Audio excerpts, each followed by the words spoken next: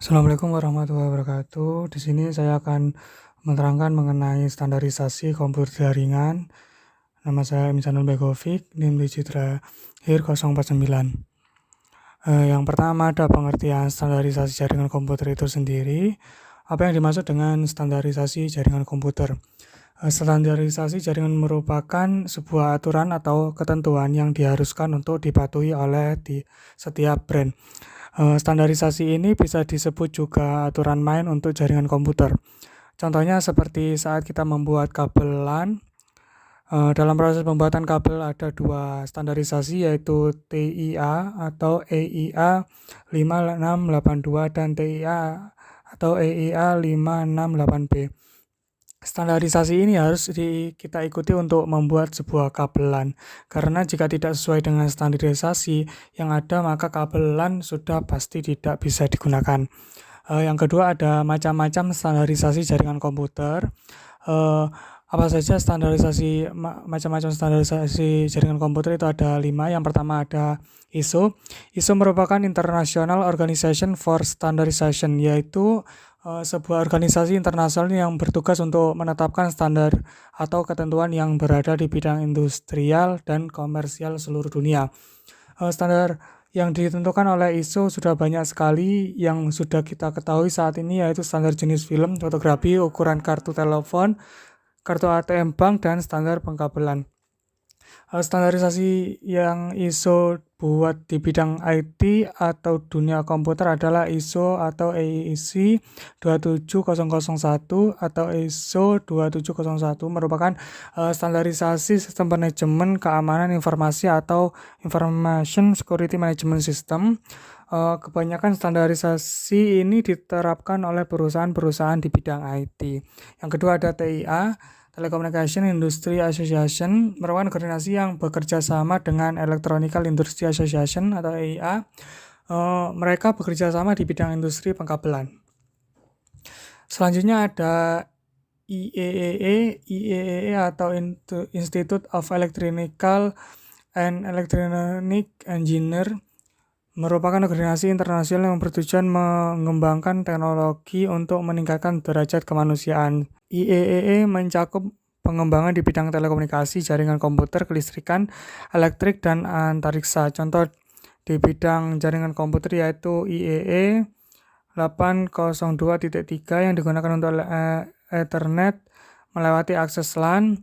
Yang kedua ada IEEE 802.11 yang digunakan untuk wireless dengan akses LAN atau Wi-Fi. Yang ketiga ada IEEE 802.16 digunakan untuk wireless tapi dengan akses WAN.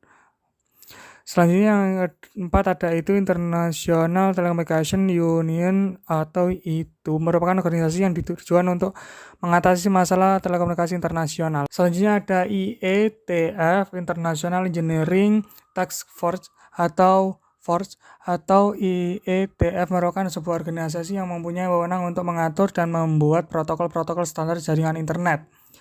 IETF juga merupakan organisasi yang membuat protokol TCP atau IP Transmission Control Protocol atau Internet Protocol.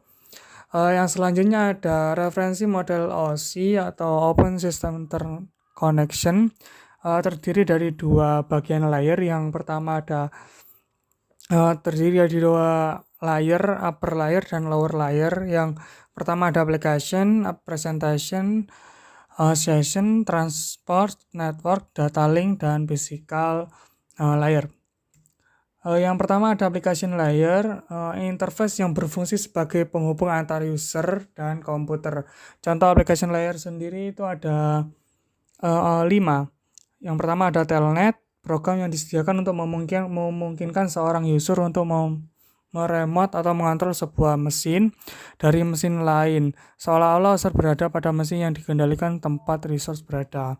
Yang kedua ada FTP, File Transfer Protocol, suatu program yang digunakan untuk mengirim suatu file dari suatu host ke host lain.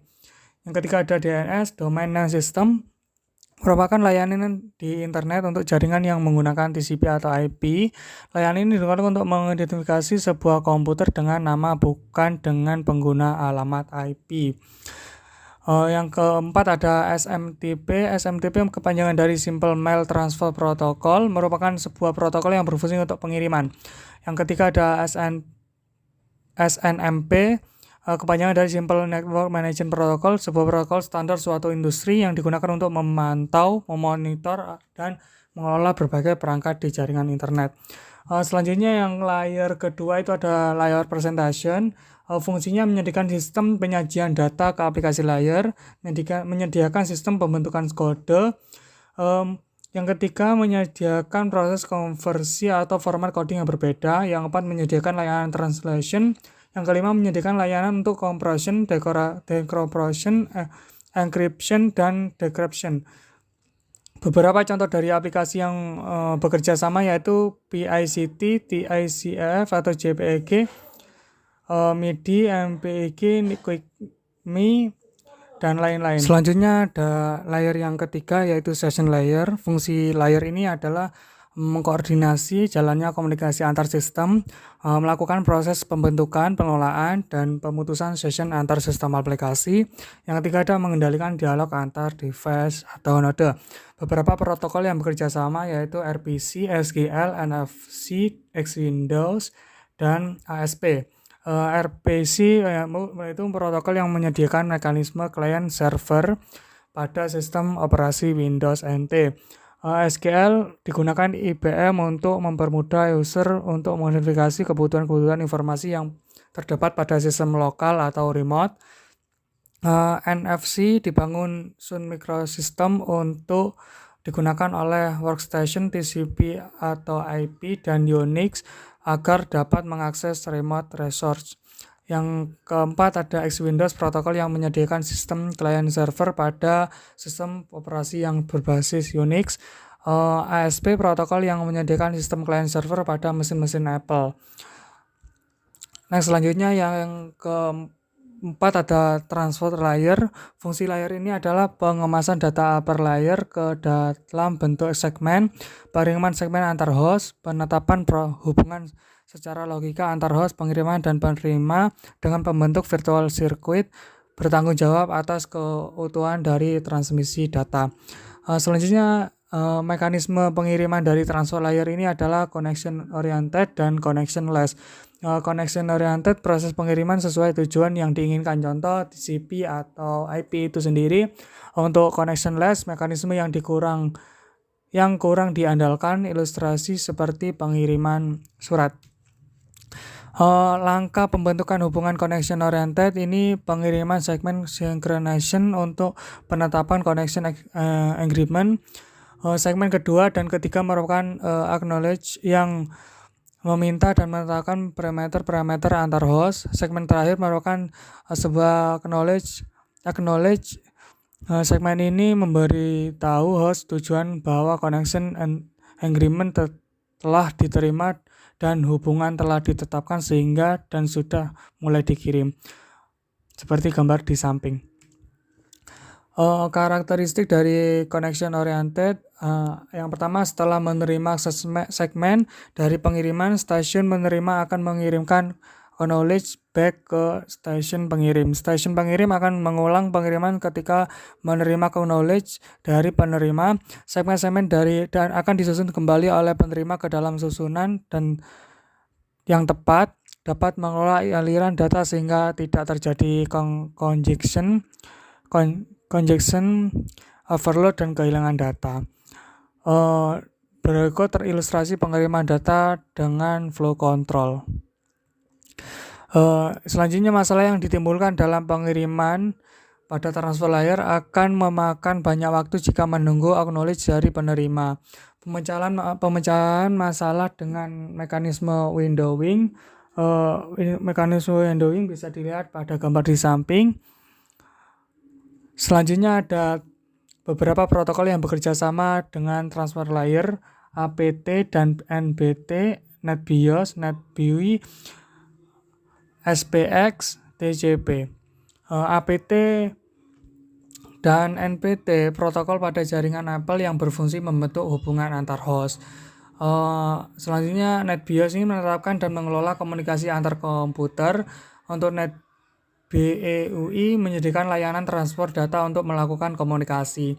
SPX Protocol Connection Oriented pada jaringan network yang digunakan untuk menjamin pengiriman data. Untuk TCP sendiri itu protokol yang bertanggung jawab dalam pengiriman data. Selanjutnya network layer. Fungsi layer ini melakukan mekanisme routing, mengelola sistem pengelamatan logika terhadap jaringan komputer, mengubah data berupa segmen yang diterima dari transfer layer menjadi sebuah paket. Beberapa jenis paket datanya yaitu paket data dan router update data. Untuk paket data digunakan membawa data milik user dikirimkan melalui jaringan. Protokol yang digunakan untuk mengelola paket data disebut routed protokol IP dan IPX. Sedangkan untuk router update data digunakan untuk update informasi yang terdapat dalam routing tabel milik router yang terhubung dengan router lainnya. Contoh protokol ini adalah RIP, IGRIP, dan OSPF. Selanjutnya beberapa protokol yang bekerja sama di network layer yaitu DTP, IP, IPX, dan NetBEUI. DTP adalah protokol transfer yang digunakan protokol jaringan Apple. Untuk IP bagian protokol TCP atau IP yang menyediakan informasi routing dan sistem pengalamatan logika. Untuk IPX dan NVLink protokol yang disediakan oleh sistem operasi network yang dibuat novel routing packet. Untuk NetBEUI dibangun IBM dan Microsoft menyediakan layanan transfer NetBIOS.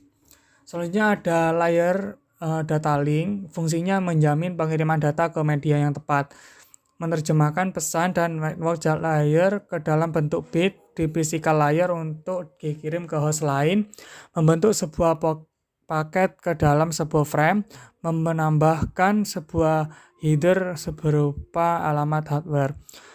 Terbagi menjadi dua sublayer. Yang pertama LLC dan MAC. Mengidentifikasi protokol network layer, data link layer, melakukan enkapsulasi terhadap protokol, bertindak sebagai service access point ketika penerima frame dari host lain, mengatur hubungan antar lapisan bawah dan lapisan network. Untuk MAC-nya sendiri mengidentifikasi bagaimana paket ditempatkan pada sebuah media. Pada media ini pengalamatan hardware didefinisikan.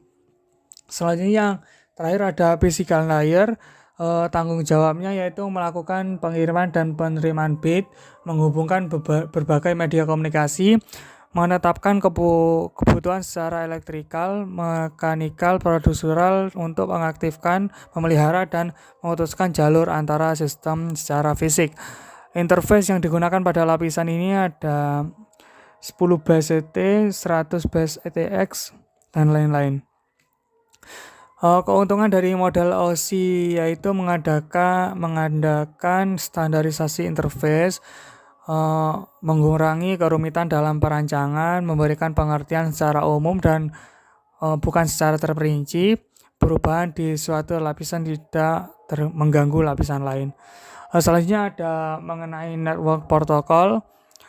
Network protokol yang pertama ada switcher cell, protokol jaringan yang memungkinkan pertukaran data secara aman antara dua komputer. Post Office Protocol version 3 atau POP3, protokol yang digunakan untuk mengambil email dari email server. Internet Message Access Protocol, protokol standar untuk mengakses atau mengambil email dari server. IMAP memungkinkan pengguna memilih pesan email yang akan diambil, membuat folder di server, mencari pesan email tertentu, bahkan menghapus pesan email yang ada. Selanjutnya yaitu Internet Control Message Protocol. ICMP utamanya digunakan oleh sistem operasi komputer jaringan untuk mengirim pesan kesalahan yang menyatakan sebagai contoh bahwa komputer tujuan tidak bisa dijangkau. Selanjutnya point-to-point protokol enkapsulasi paket jaringan yang banyak digunakan pada wide area network atau WAN. Selanjutnya yaitu Domain Name System DNS Distribute database sistem yang digunakan untuk mencari nama komputer name resolution di jaringan yang menggunakan TCP atau IP. Yang selanjutnya ada HTTPS, versi aman dari HTTP, Protocol Communication dari World Wide Web. Terima kasih, itu saja dari saya. Wassalamualaikum warahmatullahi wabarakatuh.